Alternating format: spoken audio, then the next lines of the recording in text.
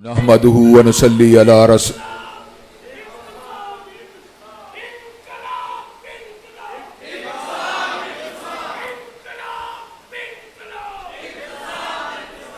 نحمدہ ونصلی علی رسولہ الکریم بسم اللہ الرحمن الرحیم وانزلنا الیک الذکر لتبین للناس ما نزل الیہم۔ حضرات گرامی قدر، قرآن مجید اللہ تبارک و تعالیٰ کی آخری کتاب ہے جسے پروردگار عالم نے حضرت رسول اللہ صلی اللہ علیہ وسلم کے سینہ مبارک پہ نازل فرما دیا۔ آپ کے سینے کے تحمل کا عالم یہ تھا کہ آپ نے اس عظیم بوجھ کو اپنے قلب پہ برداشت کیا کہ جس بوجھ کو پہاڑوں کا سینہ بھی نہیں سہ سکتا تھا۔ لو انزلنا هذا القرآن على جبل لرأيته خاشعا متصدعا من خشیۃ اللہ، اگر اللہ تبارک و تعالی اس قرآن کو کسی پہاڑ کے سینے پہ اتارتے تو پہاڑ کا سینہ بھی ریزہ ریزہ ہو جاتا۔ حضرات گرامی قدر، حضرت رسول اللہ صلی اللہ علیہ وسلم کے قلب اطہر پر اس کتاب کو اتارنے کی غرض و غایت کیا تھی؟ اللہ تبارک و تعالی یہ چاہتے تھے کہ قرآن مجید کے الفاظ کے پر عمل کرنے والا ایک رول ماڈل بھی ہونا چاہیے، ایک اسوہ بھی ہونا چاہیے، ایک نمونہ بھی ہونا چاہیے۔ جو ٹیکسٹ بکس اللہ تبارک و تعالی نے آسمان کی بلندیوں سے اتاری تھی، اس پر عمل کرنے والی اور اس کے مطلوب اور مقصود کو صحیح طور پر سمجھنے والی ایک ذات بھی ہونی چاہیے۔ چنانچہ پروردگار عالم نے حضرت رسول اللہ صلی اللہ علیہ وسلم کے قلب اطہر کے پر کتاب حمید کا نزول فرما دیا، اور میں آپ حضرات کے سامنے قرآن کے الفاظ سے جدا کر دیا جائے تو رب کعبہ کی قسم ہے انسانوں کو منزل نہیں مل سکتی، انسانوں کو ہدایت نہیں مل سکتی۔ ان کا ثبوت قطعی ہے، ان کے ثبوت کے اندر کسی قسم کے شک اور شبہ کی کوئی گنجائش موجود نہیں، لیکن ان کا مفہوم اور مطلوب کیا ہے؟ حضرات گرامی قدر، فقط لغت کے ذریعے قرآن مجید کے مفہوم و مطلوب کا تعین نہیں کیا جا سکتا۔ بعض لوگ آئی کے لیے کافی ہے، ان ناقبت اندیش لوگوں میں غلام احمد پرویز کا نام سر فہرست ہے نہ ہے، جس کو راشد الخلیفہ کے نام سے جانا جاتا ہے، اس کا بھی یہ دعویٰ ہے۔ تنہا قرآن مجید کو اگر انسان فالو کرنا چاہے تو اس کو کسی اور دستاویز کی، کسی اور امر کی ضرورت نہیں ہے، جبکہ میرے نبی نے اس امر کا اعلان فرما دیا، ترکت فیکم امرین لن تضلوا ما تمسکتم بہما، کتاب اللہ و سنتی، میں نے تم کے اندر دو چیزیں چھوڑی ہیں، ایک رب کا قرآن ہے۔ اپنی بات کو وائنڈ اپ کرنا چاہوں گا، اللہ تبارک و تعالی نے قرآن مجید میں سورہ لہب کا نزول کیا، پروردگار اغنا عنہ مالہ وما کسب سیصلی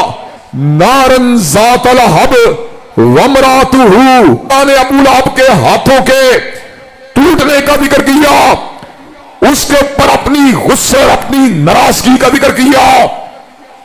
اس کی بیوی کے گلے میں آگ کی رسی کا ذکر کیا، مونج کی رسی کا ذکر کیا۔ ابو لہب کون تھا؟ حضرات گرامی قدر، آپ پہچان نہیں سکتے، آپ کو اس بات کو پہچاننے کے لیے حدیث مصطفیٰ سے رجوع کرنا پڑے گا۔ صفا اور مروہ کے پہاڑوں کا ذکر کیا اور اس بات کا ذکر کیا، ان الصفا والمروہ من شعائر اللہ، صفا اور مروہ اللہ کے شاعر ہیں، جو حج اور عمرہ کرنے جائے اسے ان کا طواف کرنا چاہیے، ان کی سعی کرنی چاہیے۔ حضرات گرامی قدر، سعی کے چکر کتنے ہونے چاہیے؟ سعی کا آغاز صفا سے ہونا چاہیے کہ مروہ سے ہونا چاہیے؟ حضرات گرامی قدر، تنہا قرآن آپ کو یہ بات نہیں بتلا سکتا آپ کو یہ بات کو سمجھ، مروہ پہاڑی تک ایک چکر مکمل ہو جاتا ہے،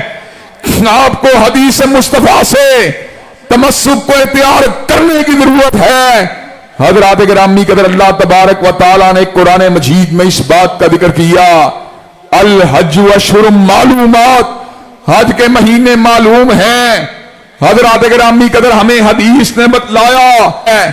حضرات گرامی قدر، تنہا قرآن مجید ہمیں یہ بات نہیں بتلاتا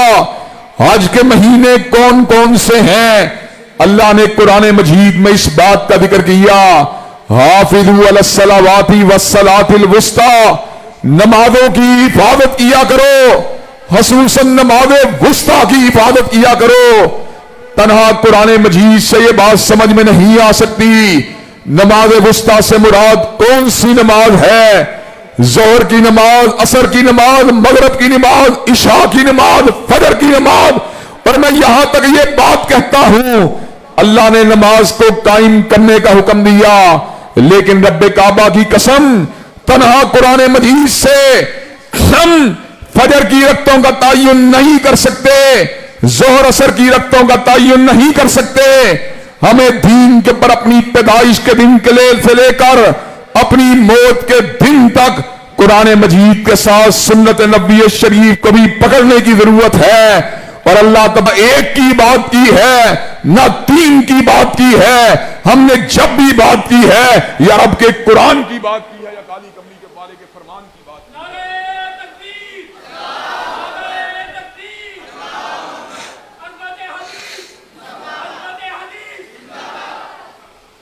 حضرات گرامی قدر، حضرت امام بخاری رحمت اللہ علیہ کی یہ کتاب جس کی آج تکمیل کی تقریب تھی، اللہ تبارک و تعالیٰ کے فضل و کرم سے اس کتاب کے اندر حضرت رسول اللہ کے صحیح فرمودات کو جمع کر کے حجت اللہ فی الارض جبل الحفظ امیر المومنین فی الحدیث نے امت کے پر عظیم احسان کو کر دیا۔ اب اگر کوئی شخص حضرت رسول اللہ کے صحیح ترین اقوال کو پڑھنا چاہتا ہے تو اللہ تبارک و تعالیٰ کے فضل و کرم سے وہ صحیح بخاری اور صحیح مسلم کو دیکھ کر بغیر کسی شک کے، بغیر کسی ریب کے، بغیر کسی تردد کے یہ بات کہہ سکتا ہے، میں جو بات کہہ رہا ہوں وہ حضرت رسول اللہ صلی اللہ علیہ وسلم کا ارشاد عالی ہے۔ اور حضرات گرامی قدر، اللہ تبارک و تعالیٰ کے فضل و کرم سے ہم نے مرکز حاضہ میں جہاں پر طلباء کو کتاب و سنت کا سبق پڑھایا، جہاں پر ان کو ناظرہ قرآن پڑھایا، جہاں پر ان کو قرآن مجید کے حفظ کے مدارس سے گزارا، وہاں پر اللہ تبارک و تعالیٰ کے فضل و کرم سے ان کو سنت نبی شریف کو بھی پڑھنے کا سبق دیا۔ اور اس کے ساتھ ساتھ صرف یہ سبق نہیں دیا کہ ہم نے قرآن کو پڑھنا ہے، ہم نے کالی کملی والے کے فرمان کو پڑھنا ہے، بلکہ یہ سبق بھی ان کو پڑھایا اور اچھی طرح سکھلایا کہ اللہ تبارک و تعالیٰ کے فضل و کرم سے کتاب و سنت کو پاکستان کے در و دیوار سے منوانا بھی ہے، اور انشاءاللہ کتاب و سنت کے جھنڈوں کو اس ملک کے پر لہرانا بھی ہے۔ حضرات گرامی قدر، اللہ تبارک و تعالیٰ کے فضل و کرم سے یہ ان پڑھوں کی جماعت نہیں، حضرت شہید ملت رحمت اللہ علیہ اس مرکز کے بانی تھے، اور آپ نے خود حضرت حافظ محمد گوندلوی رحمت اللہ علیہ کے سامنے زانو تلمس کو طے کر کے بخاری شریف کو سبقن پڑھ کے اور اللہ تبارک و تعالیٰ کے فضل و کرم سے کتاب و سنت کو اپنے سینے میں محفوظ کر کے کائنات کے لوگوں کو اس بات کی دعوت دی، کائنات کے لوگوں سن لو، انشاءاللہ کائنات کے اندر پرچم اگر لہرایا جائے گا تو یا رب کے قرآن کا لہرایا جائے گا یا کالی کملی والے کے فرمان کا لہرایا جائے گا۔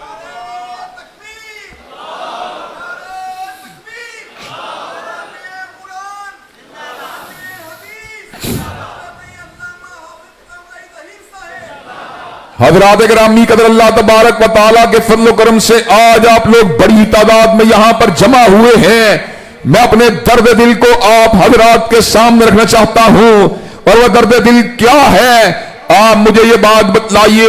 کہ آپ کتاب و سنت کی عمل داری کے لیے ملا، کیا آپ کو اس کے حوالے سے تن من دھن کو نچھاور کرنا پڑے، آپ یہ کام کرنے کے لیے تیار ہیں؟ انشاءاللہ مرکز حاضہ سے انقلاب کا سفر جو ہے جاڑیں گے اور اس ملک کے اندر کتاب سنت کا پھریرا بھی انشاءاللہ لہرا کے چھوڑیں گے. اور اب یہ بات آخر میں یہ بات کہنا چاہتا ہوں کہ انشاءاللہ ہوں نے دل دے کے نکھاریں گے رخ برگ گلاب، اور ہم نے گلشن کے تحفظ کی قسم کھائی ہے. وآخر دعوانا الحمدللہ رب العالمین.